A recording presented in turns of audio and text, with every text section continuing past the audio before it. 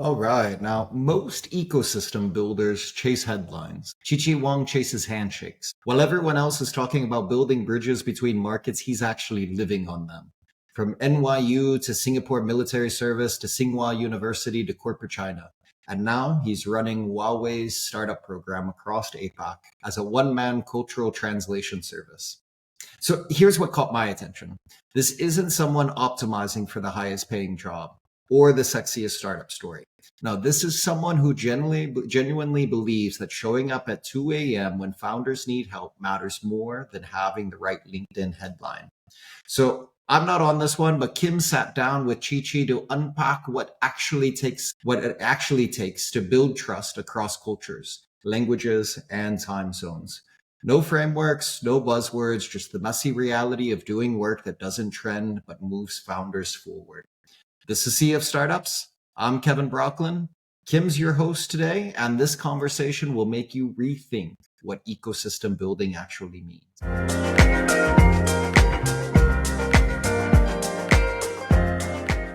And welcome back to the Sea of Startups, the show where Southeast Asia's startup reality gets the airtime it deserves. I'm Kim Yeoh, and today we're sitting down with someone who isn't here for the headlines, but rather for the heavy lifting. Chi Chi Wong, ecosystem builder, startup bridge maker, and maybe unintentionally one of the most well-rounded humans I've met so far in the Asian tech space.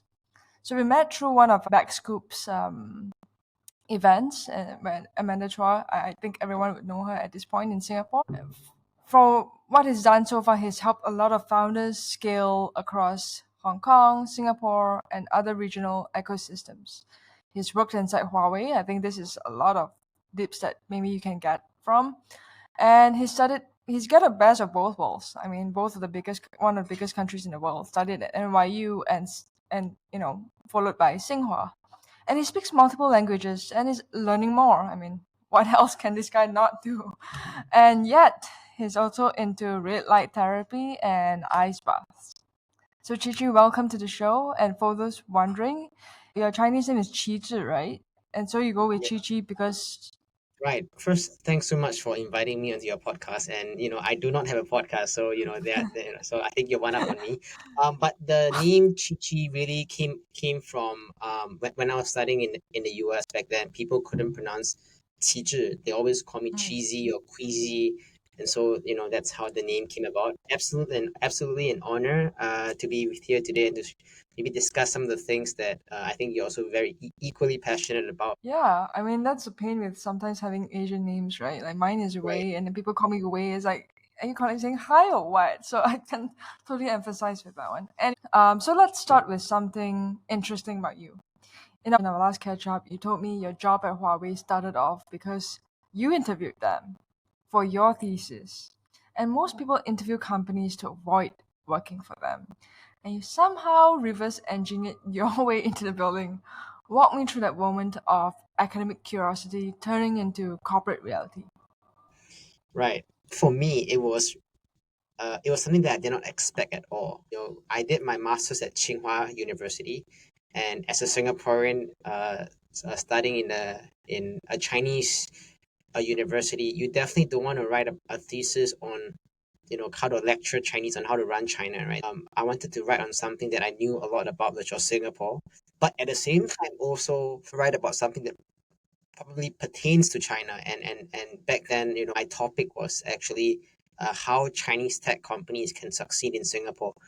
During that time, which was around 2021, 2022, there was a huge influx. I think back then it was during COVID as well, and there was actually a lot of Chinese tech companies that were expanding into Singapore at the time. So during my interviews, I was very fortunate to be able to interview a lot of executives at Chinese tech companies, as well as some uh, prominent local business people in Singapore. And one of the interviewees that I interviewed was actually the then Chief Digital Officer, Leo. He was also the startup founder, Spark Startup Founder Program person. So I interviewed him, and he shared with me a little bit of his program, and then he felt that I was a good fit because he himself Even though he's a Chinese, he spent many years in the West, and so he felt that I had both the Eastern and Western culture, and so he offered me a position at Huawei. Wow, that's interesting. I mean, you get the best of both worlds, literally. One thing that leads to another, and I think most of the time things happen when it's least expected. So that's a classic case of like, I was just asking for a friend, turning into, well, somehow I'm the friend now. But okay, let's dial it back a bit. Before we get to a Huawei era, you started at NYU, right? Like you said earlier, and I remember you mentioning this whole liberal arts college application phase. I mean, why I'm getting it is it's also like people are interested in the States or startups, and they're curious about how they can bridge that liberal arts to the startup world. Maybe you can shed some light on that. Like, what was the teenage Chi Chi thinking at that point in time? It was a very interesting conversation the last time we talked about that. Right. So actually, NYU was not even my first choice. Uh, NYU is not a liberal arts school. It's so. Uh, when I was a teenager, I was very idealistic. I wanted to have the best possible education, and I didn't care so much about reputation. I thought that if you look at a liberal arts college, typically what you have is a very good professor to student ratio. You have a wide range of subjects, which means that you're not specializing in any one track. You're learning about history, philosophy, economics, music and whatnot. And normally in the US, liberal arts colleges tend to be a much smaller campus or much smaller student body, which also means that it's more tight knit. Right? And that to me was, for me, the ideal situation. So I applied to all the liberal arts colleges. My top choice was actually Carleton College, but I got rejected because obviously being a tight knit community, having to also serve military for 2 years. I think most liberal arts colleges wouldn't give out one spot to a student incoming in 3 years, right? But that turned out to be a blessing in disguise, right? Because I think, my opportunities in Asia, people always ask me, where do you study? Or where do you go to school? And honestly, I felt that, one of the major factors of why I was able to study or get into the interview round at Tsinghua was because of NYU. Everyone knows about NYU. And I think one of the reasons why I got into Huawei was because I went to Tsinghua, again, which is well known. So I think perhaps in Asia, people tend to look at other factors. And in this case, would be the ranking or how well known the university is. However, I must say that, even though I was rejected from the liberal arts colleges that I applied to, I was placed into a liberal arts program at NYU for the first 2 years. So NYU has a program called the LSP. So essentially, it's a liberal arts program because normally, from what I gathered from my friends, everybody when applying to NYU would apply to the business school, and Right. so right, if you have and the business school is probably the best school within NYU, and so when you have so many students applying to one school and you have other colleges like the arts and college of arts and science and engineering and whatnot, typically what the university would do is to have you have a huge number of students enter a liberal arts program, which is 2 years. You learn the basics, but at the same time you can take some classes of the school you think you want to go to. At the same time, many students would also change. So I knew for a fact that a lot of the people applying to business school, Yeah.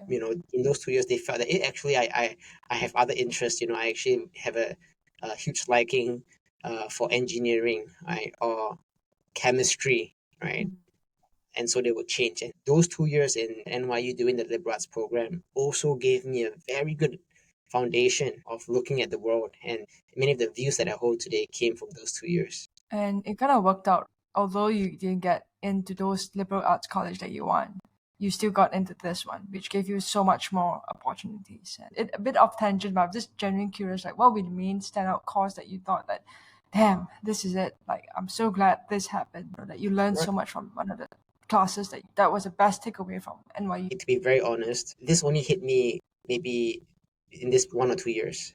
So back then, I think it was a class on philosophy and history. Oh And man, when yeah, the that's learning about crazy. history is all the way going back to the European history. And so back in Singapore, really, we only study Singapore history and some maybe Southeast Asian history. But the world is so big, and so when you're learning Yeah. history from the lens of the people in Mesopotamia, right? And when you're learning about philosophers, from the Greek culture and different cultures, you start to realize that the world is really very big. Mm. And I think that actually led to me becoming very interested in philosophy. And during my time in Huawei, that's when I actually picked up philosophy, taking a Wow. class which we will talk about later about Chinese history and philosophy. And I think it's amazing. Okay, that's nice. So one thing like led to another, and then plot twist, Tsinghua for your masters. Mm. And hang on, you also did military service in Singapore, right? So we're talking NYU, then NS, then China for grad school. It was NS Yeah. and then NYU Okay. and then grad school. Okay. Yeah, Wow, that's still a bit of a geographic ping pong here and there, right? West, yeah, east, west again, and east again. And what was the thinking behind um Tsinghua after that? So you got into NYU, then Tsinghua. Like, what's the right, thinking behind? We also thought about, you even considered India at one point. right. And correct me if I'm wrong, you're learning Hindi now as well, or now that you're looking at Vietnamese too. Right, Man, your whole decision process reads like someone who's genuinely curious about the world, rather than just right. optimizing for the highest paying internship. Just like how you were deciding you wanted quality education than anything else. Like, that's why you Right. chose liberal arts at first. So any regrets, or is this all part of the 10-year plan to become the most culturally fluent person in Asian tech? I think I'm not trying to be the most culturally fluent person. I want to be more well educated Mm, on things and people around me because I think mm, Singapore is a small country and mm. often you are the minority, if not the only person, right? Yeah, And so it's, yeah, it's always about that, trying to understand how other cultures think, how other people think. So yeah, after I finished NS, I had a 4 or 5 months window. I had two ideas, right? One was to go to Thailand to do Muay Thai, and the second was to go to China to learn Mandarin. So I did a wow, proposal for my parents and being my sponsor, right? And I think yeah, for them, they obviously wanted me to go to China to learn okay, Chinese. And so I went to okay. China for 4 months, 5 months. And I couldn't really speak Mandarin because I grew up speaking English and I did my Oh, high okay, school in the US as well. Right. But okay, that was probably the best time of my life looking back yeah, because, you go from the army where it's a mm, regimentation and yeah, discipline to going to China where obviously in the north, in Beijing, yeah, people are more the way they speak as well. Everything is 没事. 没事 in English means not a problem. So everything I did was not a problem. And so I said, wow, so much freedom and not having to report to anyone. And that yeah, actually inspired me to go back to China after those 4 or 5 months. I was going to NYU to start my undergraduate, but at the back of my mind, I wanted to potentially return to China one day. I wasn't sure back then mm, to do a master's or to work, but I felt that there was something more I had to explore. So fast forward 2 years, I'm about to graduate from NYU. I had three options really. One was to stay in New York and work at Wall Street, right? yeah, Where it's yeah, it's 95% or 90% of my peers will be doing that. And then the second option was to yeah, actually to go to India to do a master's, or third option was something radical again, or not radical, but something more extreme, which yeah, was to outside my comfort zone. Was to go to India to do a right, master's because I was like, you know, yeah, um, most of the two biggest countries in the world, the most populous country is China and India, right? And mm, obviously, I maybe understand China a little bit back then, much more than I understand India. mm, So that was something I wanted to explore. Then I had to go again to my parents for advice, and I think they wanted me to really double down on building upon my Chinese understanding because they felt that China is growing probably the fastest of any major country, and as you can see today, me working in Huawei, just reinforced the China story. And being a 5,000 year culture, you can't really learn or understand China in just 4 months or 5 months or maybe even 1 or 2 years. It would have to be a long journey. And so they wanted me to to expand or to reinforce, to learn more about China. So understanding your roots as well as a Right, Chinese descendant, right, like, exactly. does help. There's a sense of attachment there to a certain extent. Somehow it's I can identify with that as well, because when I was 14, that was my first time when I went to China. I was like, oh my gosh, wow, China is such a big country, and there's so much more to Right. learn within my own heritage as well, and that kind of left a very good impression. But for you, so I can't imagine what the experience must have been.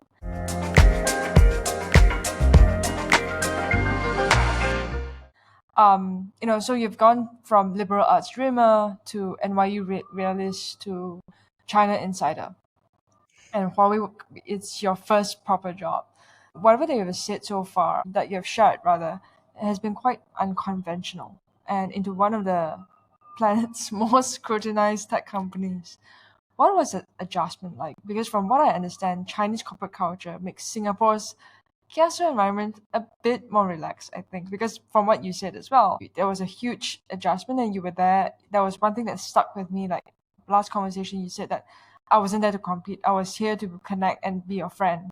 That really hit me. So what was that like in Huawei? Or what is that like still? Chinese corporate culture takes on a whole different level. You're talking about a population that is humongous. Mm-hmm. Just to give you some numbers, right? For every Singaporean, there are 240 Chinese. Okay. Yeah, so for every so if you were to work in a company of 10 people, for example, 10 Yeah. Singaporeans, right? Yeah. If you convert that, it'll be 2,400 Chinese. So it's a much bigger it's a much bigger scale. And Mm-hmm. when you have such a enormous amount of people in an organization, it Yeah. becomes a lot more complicated, right? Add on the fact that everything is communicated, all communications are done in Mandarin. Mm-hmm. And Mandarin itself is a very difficult language because if you were to learn it like how we learn Mandarin in school back in Yeah. elementary and middle school, just touching the surface, you're just Yeah. understanding the surface level of what Mandarin is. But there are so many layers Mm. um, to the language itself. Yeah. And for me, one of the things that I have learned is that the more I learn, the more I realize I don't know, which is actually quite scary because Yeah. we realize that, oh, if I didn't even enter Huawei or like Tsinghua, then how I view China and how I view probably the second most powerful country in the world, it would be very limited or almost it's complete misunderstanding. I wasn't there to compete, I was there to connect. Actually, that came from my Tsinghua days. That was the mindset that I had because I just knew I couldn't compete. All my classmates were rank one, rank two in their province, in their universities. And I remember very clearly one of my classmates saying that they've never gotten second in their life. And now you're in a classroom where everyone's Oh, number one, number two. yeah. So how you gonna compete, right? So Yeah. you're gonna. Yeah. I told them, I remember telling them, "Don't worry, guys, I will be last position for you guys. I will sacrifice myself." But I think that mindset of not competing and trying to collaborate Yeah. would also bring a lot of value because in today's day, even in the startup world, it's better to collaborate with other startups, Yeah. right? Rather than trying to compete and beat every single startup because, Yeah. you know, as an individual, how many battles can you fight? You only want to fight important battles, not Yeah. try and fight every single battle. Your bandwidth is limited. And my brother once told me, that the number of calories you can expend a day is limited. So if you go beyond that, you go beyond the Yeah. limit, you physically would die. So Yeah. it's always good to have a different mindset and not try and see everyone as a competitor. Try and see Yeah. everyone as a friend, as a friend. And one of the learnings from philosophy that has impacted me a lot is actually it's called 尘归尘,土归土, which actually means dust returns to dust and earth returns to earth, Mm. which means that we will all return back to dust one day. So Yeah. keep the ego in you're just part of the bigger picture and you don't have to think that everything is about you Yeah. know yeah, Kind of humbles you, eh? correct. And also like I think in any context, whether it's anywhere for the matter, even in relationships, you also got to pick your battles. You don't want to be like burning the house down and then nothing comes to fruition.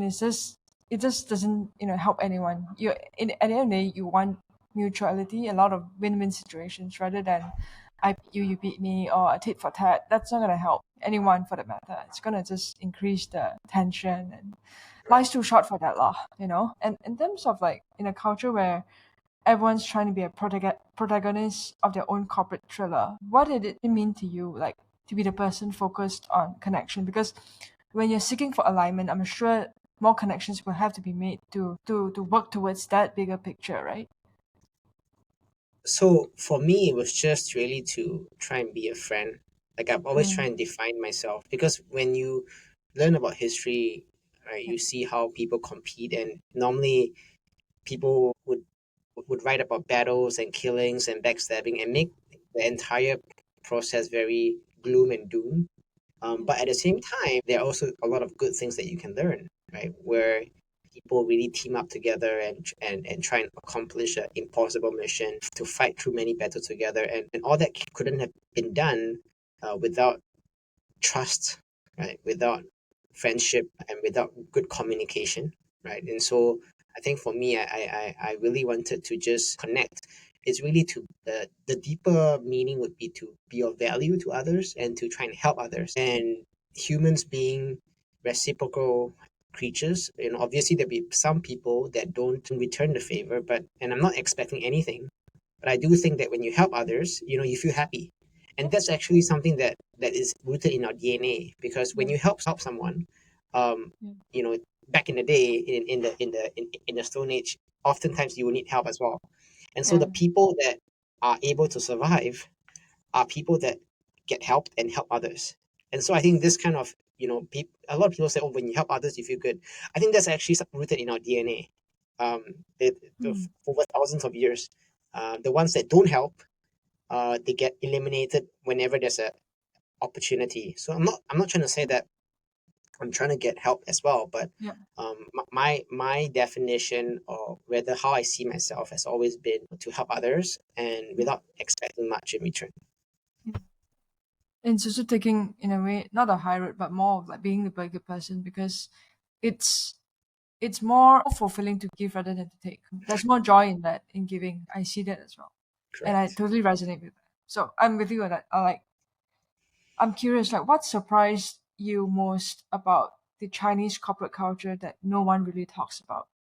After being in Huawei for this amount of time, like you've been in NYU, then you got a taste in China at Tsinghua, and then now being in corporate China, how is that like? I would say that there are two main things that stand out. One is that it's not as simple as everyone think. It's very, very different. So when people talk about China, as if it's just one idea, but it's 1.4 billion people, and you have so many different cultures, right? If you do business, for example, with a company in Dongbei, it's in the north side of China, versus you do a business with a company in Shenzhen, for example, which is in the south of China. Completely different culture, completely different way of doing business, right? And I think the second biggest thing is that average Chinese is a lot hungrier and a lot more hardworking.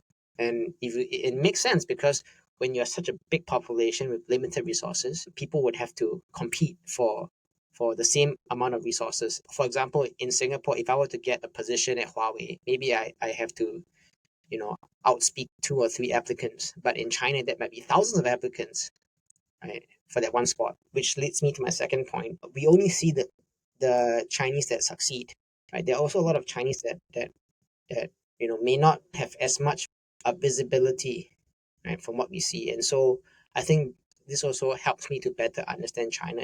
It's not that they are you know better than us because they were born better than us, but rather you only see the top, the cream of the crop, right? Same for Singapore as well. Like, people tend to assume Singapore to be a very rich country, and everyone is like crazy rich Asians, right? But I don't think that's the case. I think that we only tend to see the richest Singaporeans, and there are actually a lot of Singaporeans as well that are struggling, right? So those are the two things that really stood out for me. And it's always easier to see the good side without diving deeper, right? So I guess being there Correct. kind of gave you a different insight as to not just China, but generally in life itself, because more often than not, we always look at the surface rather than going Right. deep. And now you run, the Huawei's cloud startup program across APAC. And in our chats, we kept coming back to this one truth. We talked about it quite a bit actually. It's just that it was not as explicit. And you can't copy paste GTM across cultures. And you've got to go human. Like throughout our conversation so far, it's been pretty much based on being a better person, what you want, you give more than you take. It's not a tagline, but it's stuck. But what have you learned about the trust gaps in this region? I think this is something that I'm still trying to learn every single day. Okay. When you have 1,000 plus languages, right, 6, 7 major religions across 690 million people, it is really tough to sync everything up. But I think trust typically happens over a period of time, Yeah. and you there will be opportunities for trust to be tested, right? And that often means when people need help, are you there? Yeah. Or do you only celebrate when people succeed? How Yeah. can you be there when people are going through difficulties? I think that's where a lot of the time um, there'll be a clear difference of, can you trust someone? And also them showing up. That kind of builds Correct, trust as showing well, up. like you said. Yeah. Mhm. And not just being sometimes lip service, but literally just coming up and just say, look, I'm here, let me Right. help you. Rather than just, can I help you with anything? Yeah. So this is a bit of tangent. And we've seen a surge of cross-border VC between Hong Kong and Southeast Asia lately, and through our chats as well. And suddenly everyone's claiming to be regional first. But you've been doing this groundwork long enough before it was trendy. I mean, you're literally the Huawei startup guy, right? So you're the sole person who's doing this. What does everyone seem to miss when they try to replicate it? I think again it goes back to being there and Yeah. and showing up. I Mhm. think VCs claiming to be a regional first, and I think that's normal because Yeah. for their KPIs they have to raise the next fund, Yeah. and showing that you have a wide connection, not just in one country, would often lead LPs to want to invest. But I think that um, it is not fun, it's not fun when you're trying to build the bridges. Uh, it's a lot of communication, a lot of late Mm. night meetings. It's about doing the Mm. heavy lifting. It's Yeah. about assuring the other side that what you are offering, can add value to them. Right. For Right. example, when you want to bridge Hong Kong and Southeast Asia, um, I think even your own interpretation of what Southeast Asia and what Hong Kong mean are, Mm. will be very different uh, once you start to work on it. You start to realize Yeah. Hong Kong is actually ABC, as compared Mm. to your preconcepted, chat GPT answer, which is sometimes very, very different. Yeah. Yeah. So I would say that sometimes people can just talk, but it's really about implementation. It's really about putting in the work. Then you start to see, oh wow, okay, it's quite interesting. And also, I think context matters, right? Everyone has Correct. different context. Everyone has different reality. So it's more Correct. of having that curiosity to lead you through that context and to understand better, to want to understand better, the willingness to want to learn more. That helps out a lot, like, especially when you're working in different regions. That Mm. curiosity has to be, you kind of have to put on that curiosity hat 98% of the time than anything else. And we are seeing we are seeing this play out in real time. There's also a bit of a broader soft power moving here, like Hong Kong Science Park is expanding to sea. And let's talk about this trust layer. And especially, I think why I'm trying to talk about trust is that it matters a lot, especially in startup ecosystems. That is quite not lacking, but I think it's worth reminding, a soft reminder that, trust has to be built over time. And now that you're in Huawei as well, especially when Hong Kong startups try to scale into Southeast Asia, like you said earlier, you've worked closely with universities, like you told me you've signed MOUs and whatnot, VC arms and founders. What breaks first? What are people underestimating beyond and apart from trust? I think that from a Hong Kong perspective, I think they Yeah, are really not, I wouldn't say underestimating, but yeah, maybe they don't understand how complex Southeast Asia really is. Yeah. And most people in Hong Kong, they always think of Southeast Asia as one unit, just like how people would think as China as one unit, Mm, right? When there are so many different moving parts. Yes, it's China is a huge machine, and so is Southeast Asia. But when you go into the nitty gritty details of each of the moving parts that make up Southeast Asia, then you realize that it's actually a lot of work, very difficult, very complex, and it takes a lot of time.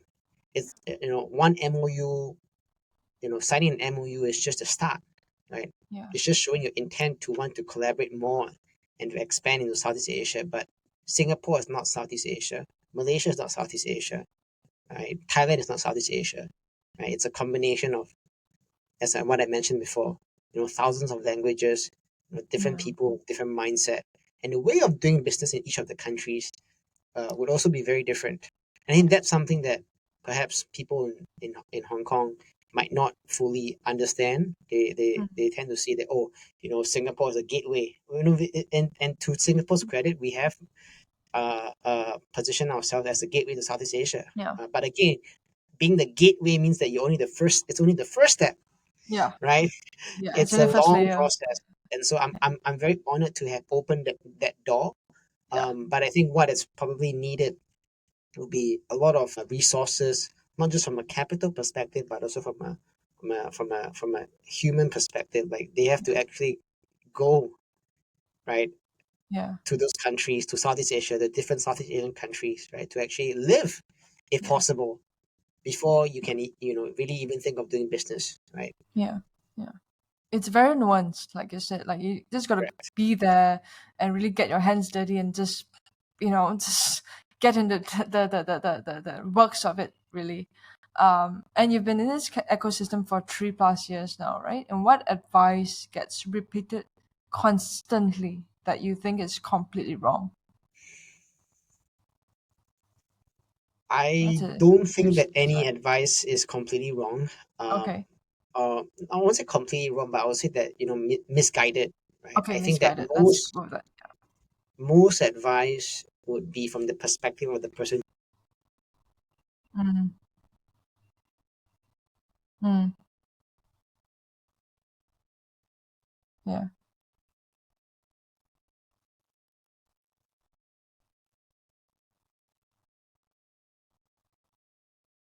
I need time to really let that sit for a bit. Okay, I'm gonna come back at some point on that one. Hey, Kim here again. So quick heads up, we've kind of had a glitch with our recording platform, and the final 20 minutes of this episode didn't save properly. But here's what you missed. Chi Chi spoke about why founder support isn't a job title, but it's mindset. He unpacked the difference showing up for founders versus simply being around them. We talked about emotional infrastructure, personal operating systems, and what it really means to lead with trust across time zones and cultures. It's definitely one of the most grounding parts of our chat. Well, the good news is, we'll be doing a part 2 with Chi Chi soon to go even deeper, so stay tuned. And now, back to Kevin to close this out.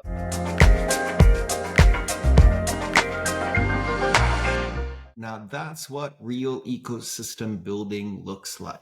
Less networking events, more late night problem solving, less regional first messaging, more showing up when it counts. Chi Chi's approach reminds me why I started this podcast in the first place.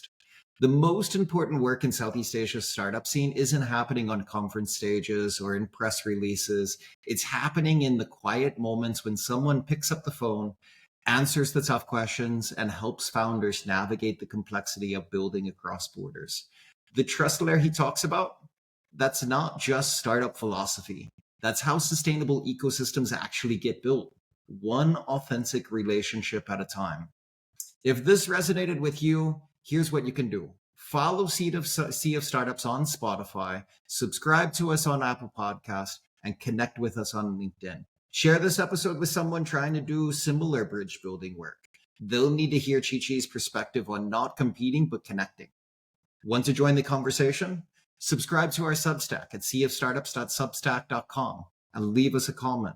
We read everything, and your insights help shape future episodes.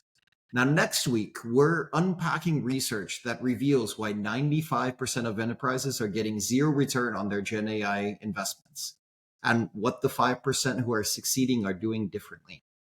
It's a story about Gen AI divide that's reshaping how business actually gets done. So until then, this is Sea of Startups. Keep building. Remember, all views shared are personal opinions and do not represent any organizations mentioned.